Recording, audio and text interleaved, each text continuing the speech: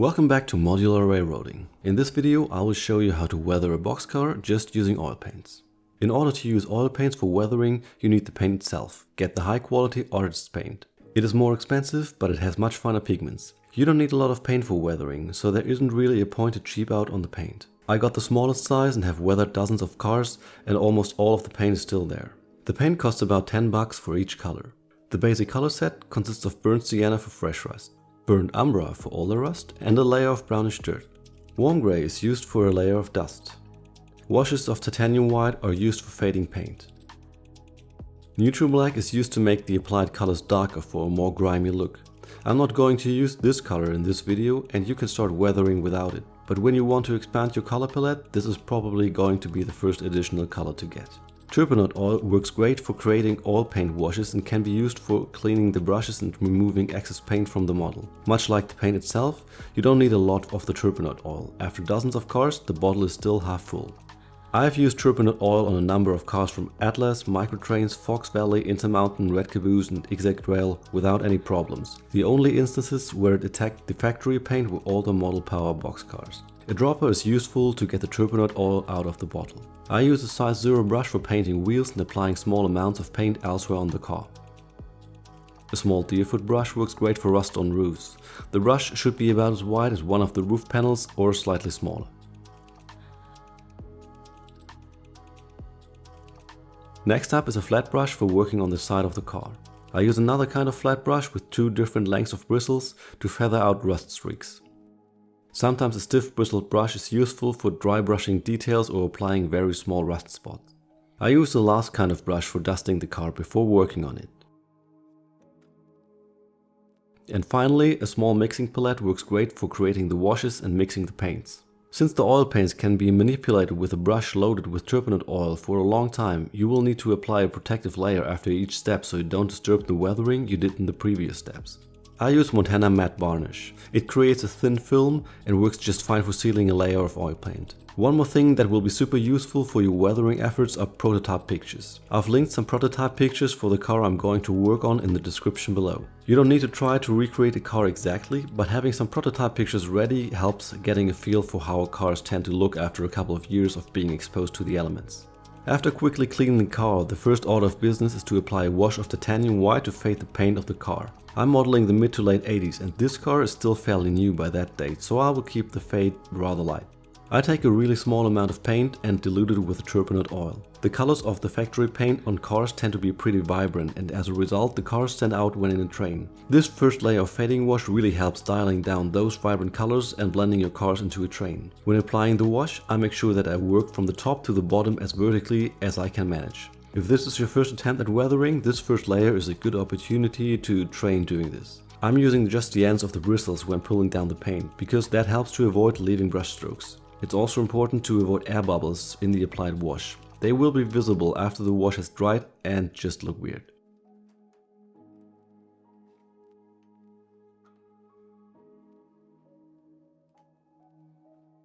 I make sure that I don't apply the fading wash too strongly because I want the car to look faded instead of kinda salty.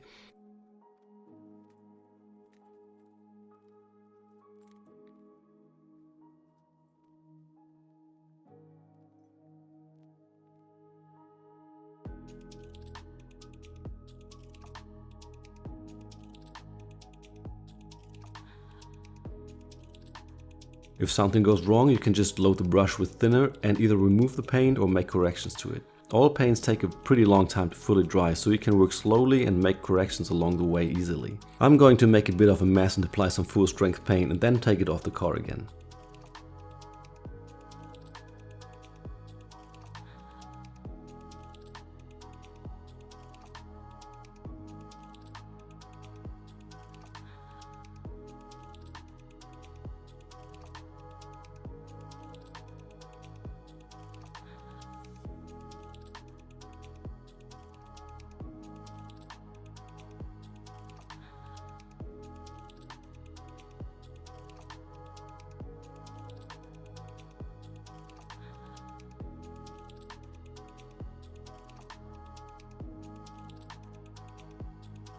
After I have finished working on the other side of the car, I make sure that the effect is about equal to what I created on the first side of the car.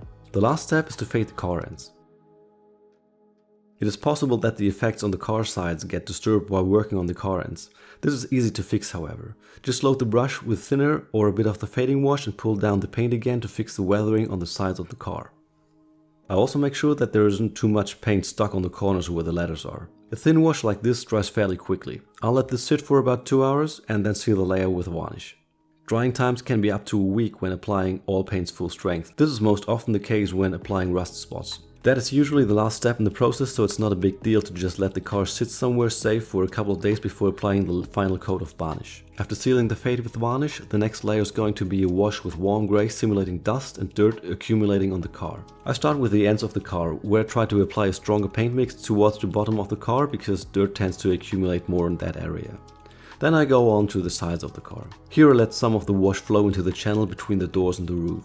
After that I pull down the wash from the top in vertical strokes.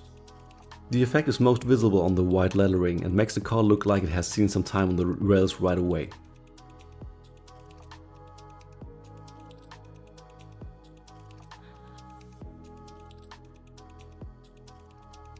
This car tended to accumulate dirt at the doors, so I'm going to apply a bit of full strength paint in that area and then blend that in with a brush loaded with thinner.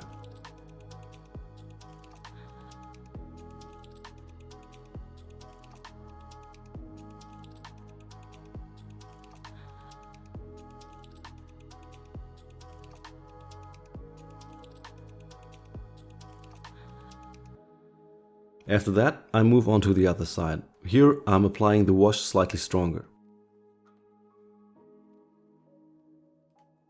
When I'm done, I compare both sides to make sure that the effect is similar on either side.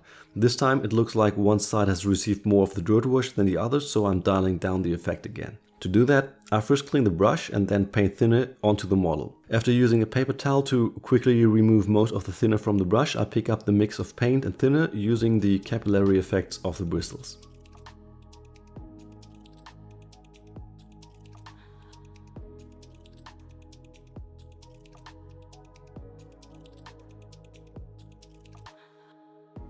I also apply some of the wash on the trucks in order to remove the shininess of the black plastic and give them a dusty appearance. While I'm doing that, I make sure that there's no film of wash building up in the gaps in the truck frames.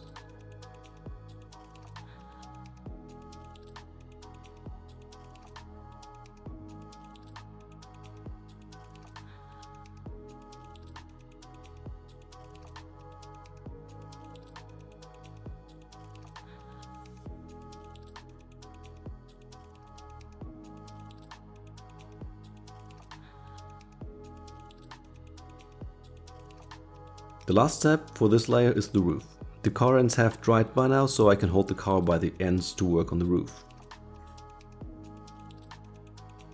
I apply the wash starting in the middle of the roof and then moving the paint to the car sides. If you brush the paint from side to side, the wash tends to build up a little bit more on either side of the center ridge, resulting in an odd looking area with more paint down the middle of the roof.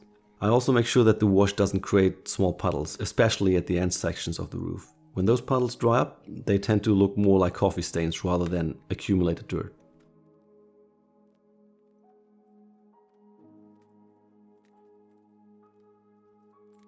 When I'm done, I quickly check all sides of the car again, and then it's time to wait for the paint to dry before moving on to the next layer. Since I was using a wash, for this layer about 2 hours should be enough before applying the varnish. The dust layer has dried and I already sprayed the car with varnish again to seal everything. Now it's time to apply some more dirt and rust effects. For this layer I'm going to use 3 colors. The color I will be using mostly is burnt umber for dirt and old rust. The other 2 colors are warm grey and burnt sienna for fresh rust. I will use just a tiny amount of these 2 colors. To start, I set up a thin wash of burnt umber to create a thin layer of built-up dirt. I apply this wash just like when working on the previous layer, working vertically from top to bottom. Since dirt has a tendency to accumulate around the letters, I also apply some burnt sienna full strength there and then blend in everything using the wash.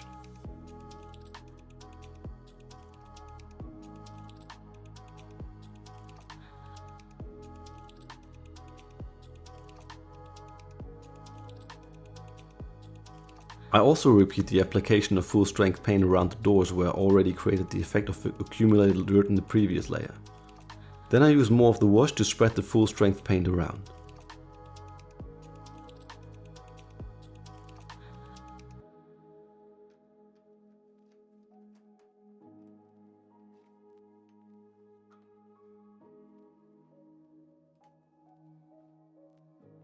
After repeating the process on the other side of the car, it's time to work on the car ends.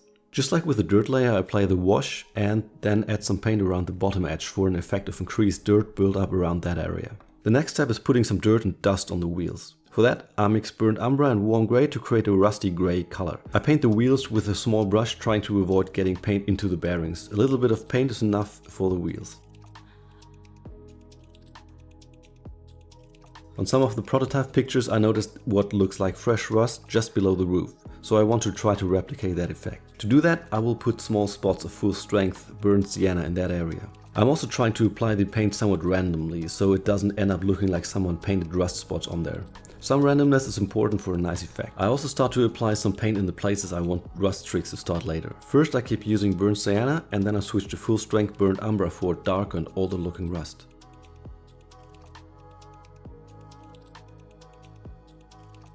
Various parts around the doors seem to catch rust fairly quickly, so I start applying the burnt umber there first and then work my way to the top of the car. The white BN lettering makes nice backdrops for rust streaks, so I will put some paint above those areas to exploit the contrast between white and the rust colors for a nice effect. I also mix in some burnt sienna to achieve a bit of color variation in the rust streaks. After that is done, I use the flat brush with the two different bristle lengths to feather out the paint, creating the rust streaks. This is the part where it's really important to keep the streaks as vertical as possible. I load the ends of the bristles with a little bit of thinner and then pull down the paint using just the end of the brush. Since there's some spacing between the bristles, this will create lots of small, nicely separated streaks. If some streaks don't turn out to be quite vertical, I try to either straighten them out with some more brush strokes or remove the streak with thinner and start over in that area.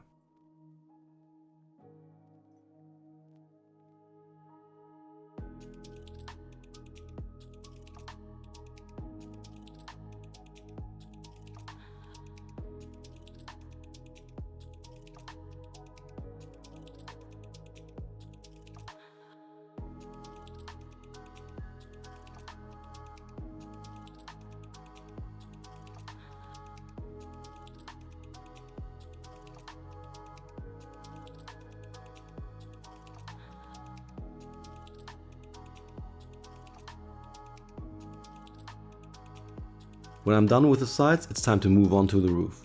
The prototype cars didn't really have much rust on the roof in the time period I'm modeling, but I'll add some rust in there to demonstrate the technique.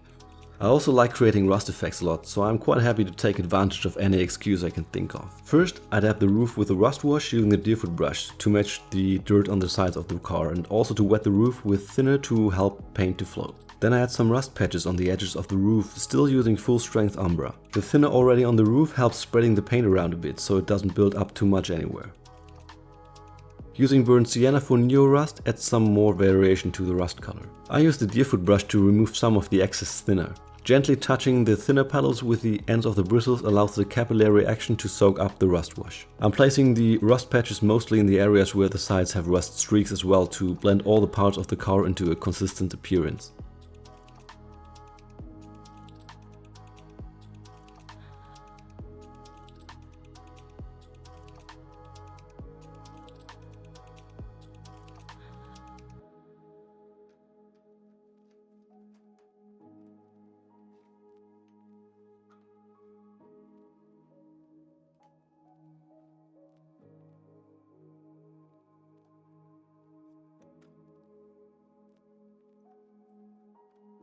Dabbing the rust spots with the Deerfoot brush blends the colors and also moves the paint around somewhat randomly. I then use the Deerfoot brush to dab on some more rust. I dab the roof very gently so the bristles don't bend too much. This creates some randomness in the rust patterns and avoids giving the rust effect a brushed on look. I try to not use too much paint at once to avoid the paint building up and creating some kind of three-dimensional texture on the roof. Dabbing the brush onto the mixing palette first helps getting rid of excess paint from the bristles. I will only rust up one of the roof panels to avoid weathering the car too strongly for the era. If you feel you need more rust, you can always add another layer later.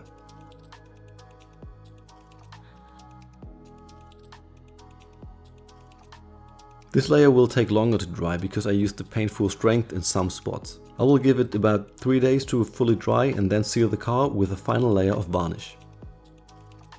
So, this is how you can weather a boxcar with oil paints. Each layer takes about 15 to 30 minutes to do. Here are some shots of the car on the layout after the final coat of varnish. That's all for today. Let me know in the comments if this tutorial was helpful to you or if you have any questions.